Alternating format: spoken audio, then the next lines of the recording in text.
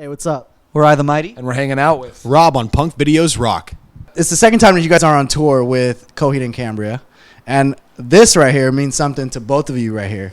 So tell me what it's like to be touring with like your favorite artists. It's crazy. It's surreal. I don't know. It's like it's a dream come true for sure. Like this is something that you thought about when you were in high school, when you were a kid, and you're a kid, and you want to go on tour with your favorite band, and it's something that's actually happening. It's crazy.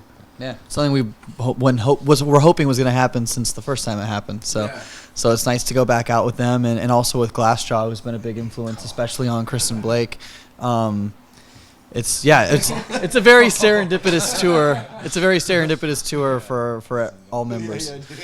How could a tour like this beat another tour? I mean, it seems like you guys are where you want to be.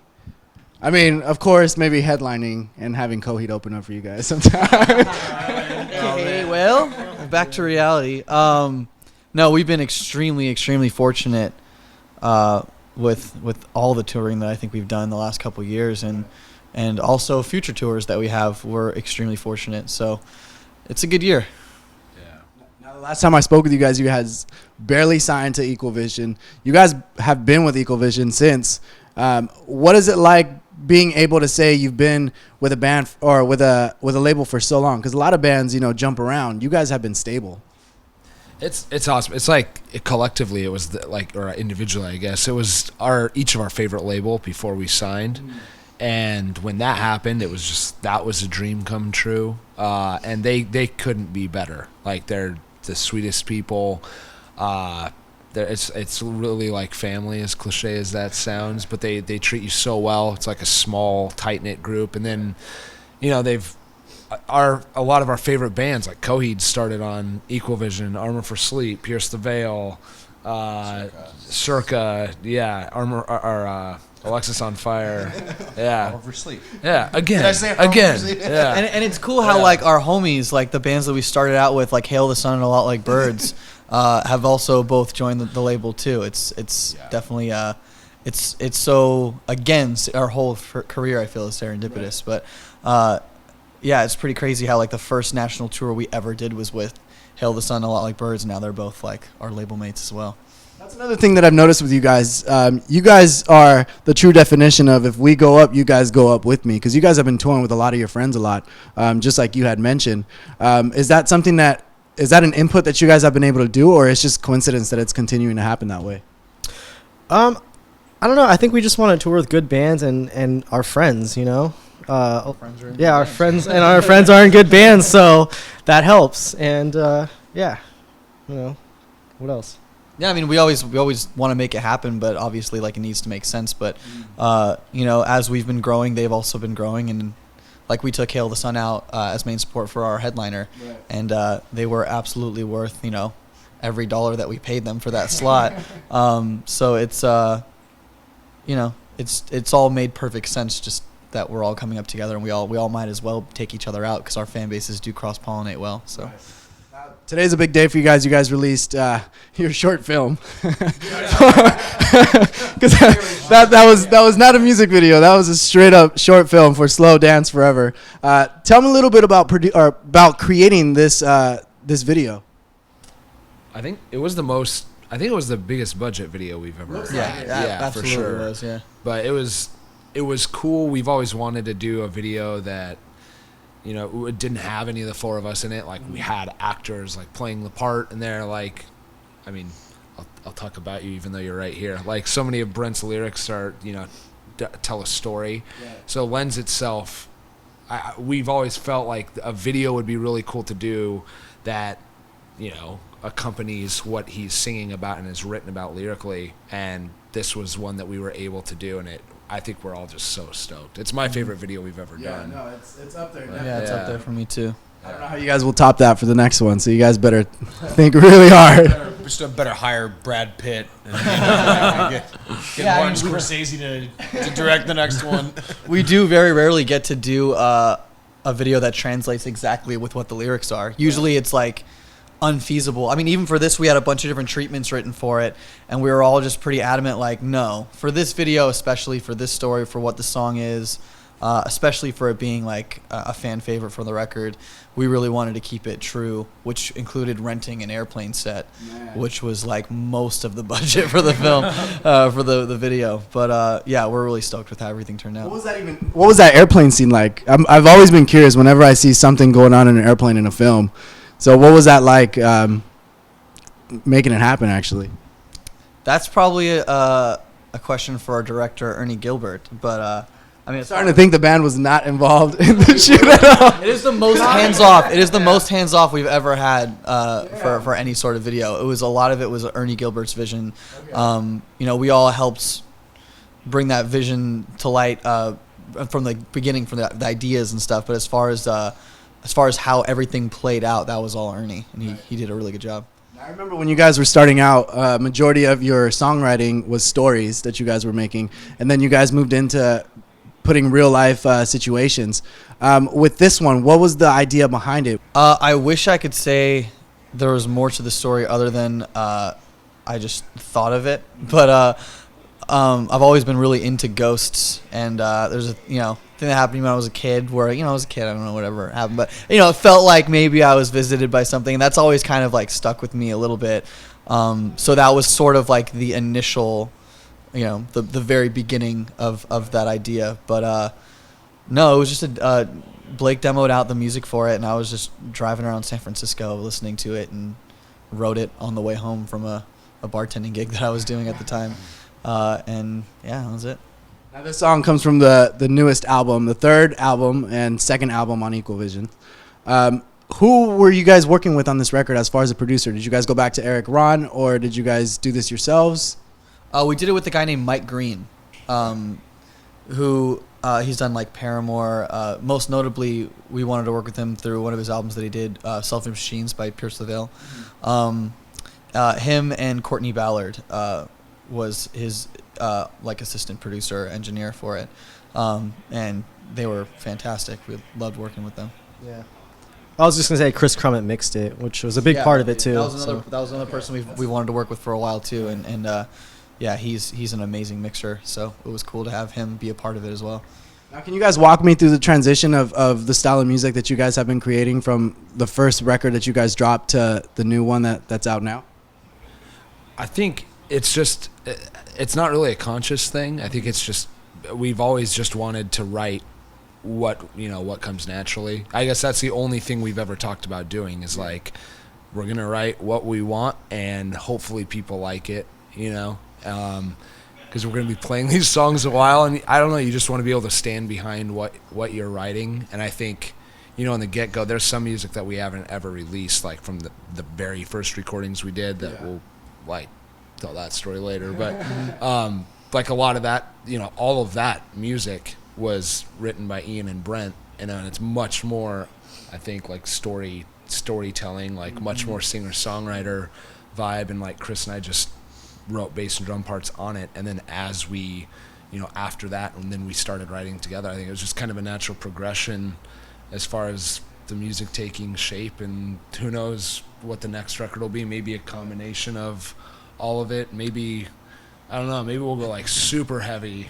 Yeah, just so you know. Yeah. That's the thing. We never know what direction it's going to go. We just get home and we all write a bunch of music separately as well as together, and we meet up and just we're all about whatever the best song is. Right. So whatever the best songs end up being, whether it's more of a pop direction, more of a prog direction, like whatever direction it's going to be, it's just going to be whatever we deem are the best songs that we wrote. I feel like this is a question for Chris. When you guys are performing all of these records or whatever songs you guys are performing from your albums, how do you guys really transition live? Is there a formula that you guys think you guys should do the songs, whether the soft songs first or mix them up, or how does that really work out for you guys?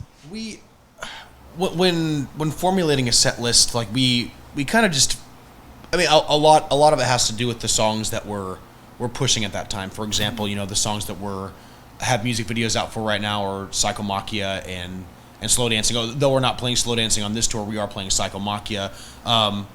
When we write set lists, we kind of just think about what songs will go over best for the crowds that we're touring with, and we're fortunate in our music to have so many different parts, from heavy to soft to progressive to now synthy, that it does span a lot of different genres. So it's cool, if we tour with Coheed or Glassjaw or a lot like Birds, we have songs that kind of translate across those genres as well. So when we're formulating a set list, we kind of just pick the songs that we think will go over best for the crowds that we're playing in front of, and also the songs that we love to play. There's we love playing all of our songs, but there's, we all have our favorites, and I think playing Dreamer and Speak to Me are two songs that we've played on almost every tour, but those are two songs that, in my opinion, never get old to play. They're just filled with so much energy,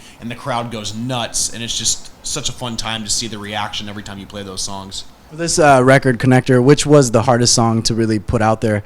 Whether you guys had to like reconstruct it, or you had tossed it months ago and then decided to bring it back, which song was it, and why did you feel it was important to have it on the record?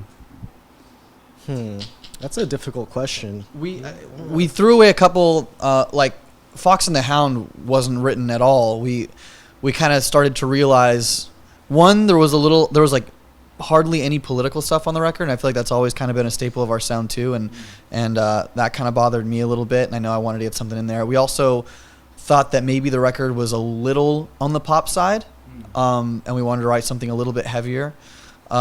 So that's where Fox and the Hound came from. We actually scrapped kind of a more poppy song that was going to be on the record, and we, over the course of the weekend at the house that we were renting to stay at, we wrote that song and brought it back to the studio on Monday, and just told Mike, like, hey, we want to scrap this song. And then we already put so much work in the other one, and it was like kind of starting to get down to the wire. We kind of expected him to be like, no, I don't like this. But we played him the song, and he was like, all right, yeah, this is good. Let's do it. I was gonna say kudos to Mike Green, because he gave us so much freedom to do what we wanted to do. He said something that kind of inspired us right at the beginning of the record, saying like, he said, I'm going to do 50 records in my lifetime. Like, these records are much more important to you than they are to me. So do the record that you want to do. And like Brent was saying, there is actually a few songs that came out of nowhere. One of them was Fox and the Hound. The other one was Adrift. Right. Like, Oh yeah, Adrift we wrote at that house too on a weekend. So we had the songs picked out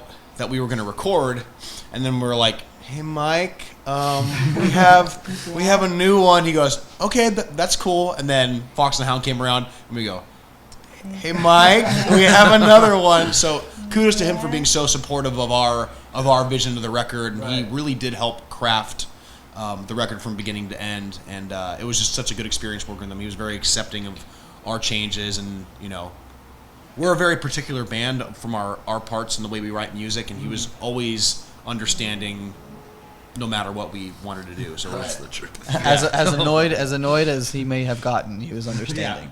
That means you guys should work with him again, and you guys should also rent that same house again, because it sounds like two great songs happen. There's two features in the album, one with Max from Say Anything, and the other one with Sierra from Versa Emerge. Tell me a little bit about Faith and Fate. No Faith in Fate was it was. We originally reached out to Lindsay from Paris, and they were super busy on tour. So we kind of just I tracked all the parts, and it was just it was supposed to be kind of that back and forth, but it was just my voice doing it, and we were just kind of okay with it. And then we were shooting the video for Playing Catch for 22 with Raul Gonzo out in Sacramento, and Sierra's friends with Raul and came just to kind of help out on the set just because they're homies. Yeah. And so we met there, and we kind of hit it off, and at the end of the day I was like, hey, we need to send this album to get mixed immediately, but we have a buddy out here that can track it if you're down. And she was like, all right. So she just got in the studio, and I just we sent her the track. I sent her the lyrics that I wanted her to do, and all my vocal stems were in there, so she just had to kind of mimic what I'd already had in there. Right. And she killed it. Just went in there, knocked it out, sent it back. We're like, holy shit, yeah, this is great. Yeah. Now you guys didn't record that together, but any chances, or maybe it already happened, have you guys performed it together? We have never even played that song as the four of us in a room together. Really? Yeah. That's definitely one of the songs off the record that we want to play in the future. Probably on the headliner that we're going to do later. But with Coheed opening the show. Yeah. This tour, unfortunately, is about to end in the next few days. So what else is on the table for you guys aside from an upcoming headline tour? Sleep. We do have another tour that we cannot talk about yet, but it's really cool. So we got that. We're hitting the UK with Hands Like Houses. So yeah, UK, another tour, and then headliner in the fall. Now, when you guys are out in the UK, does it feel like home now, or are you guys still trying to figure out your fans out there, or are they still trying to figure out who you guys are? We have actually never been to the UK. Really? That sounds very weird to me. Like, I feel like you guys have been touring everywhere. We were supposed to a couple of times. Primarily, we were supposed to go over with Hands Like Houses in December, and then they canceled it and pushed it to this. So same tour just got moved.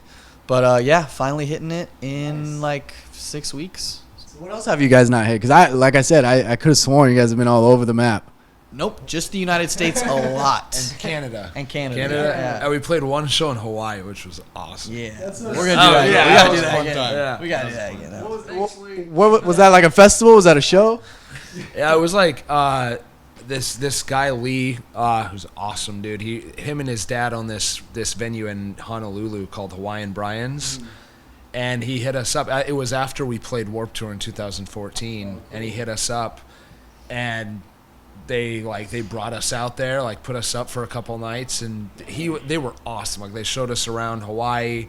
I think you guys were the only ones that have been there. Chris and I had never been before, but we played a show and hung out. Yeah, it was really basically cool. a 3-day Hawaiian vacation for a show. Which was awesome after doing Warped Tour. You're just kind of exhausted. You Yeah. know? Like, it was really cool. That was the best. I went from Warped Tour directly to Hawaii, and then flew directly into Reno to go to Burning Man for a week with my friends. That was like the best month ever. I was just so rad. It looks like when these like pop artists, they release their big single and then they go on vacation like the next week. Like they're in Fiji or something. Put all this work in. All right, let's just like let the single do its thing, hang out for a little while. Yeah, we released Slow Dancing today. Hey, we're almost done. We're in LA. I guess that's a vacation. Honestly, in a week we'll be done back home and hanging out for a month. So That's true. We have a show in Vegas in 2 days. That'll be like a vacation. Kind yeah, of. Right. Kind of. I can remember that one. gonna enter a poker tournament. Just forget to come back to the bus and just stay there for a couple more days. All right, guys. Well, I'm excited to have reunited with you guys. Like I said, it's been like 4, maybe 5 years. And I'm definitely excited to see you guys live. You guys be sure to check out I the Mighty. Tour's about to end. New tour's coming up real soon. And be sure to pick up their new album on Equal Visions. It's called Connector. And they should pick it up. Why? Because It's good. Because you like it. Yeah, we like it a lot. Hopefully you do. You should pick it up because It will connect. it will connect you to us. And we're all about connection between music, friends, family, fans, That's good. all that stuff.